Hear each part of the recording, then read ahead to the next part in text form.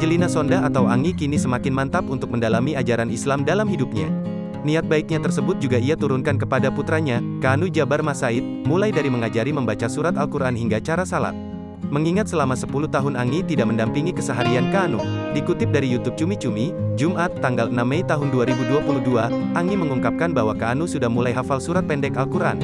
Ia pun tak henti untuk terus mendampingi Kanu untuk mendalami surat Al-Quran. Alhamdulillah Kanu udah mulai hafal surat-surat pendek. Aku ajarin juga surat pendek yang agak panjang biar bervariasi kalau untuk sholat maghrib, sholat subuh, dan sholat isya, terang Anggi. Lebih lanjut, mantan istri Aji Mas Said tersebut juga berniat mencarikan ustaz untuk mengajarkan Kanu lebih dalam terkait Islam. Belum sih, tapi kayaknya harus manggil guru nih yang mungkin laki-laki karena bisa mengajarkan Kanu dengan lebih postur tubuhnya. Ini yang harus aku cari guru Kanu. Mudah-mudahan nanti setelah lebaran kali, cari ustaz yang mau mengajarkan Kanu menjadi pemimpin, sambungnya. Tak hanya menghafalkan surat-surat Al-Quran, Anggi juga semakin aktif menjadi pembicara dalam beberapa acara keagamaan, terlebih di bulan Ramadan.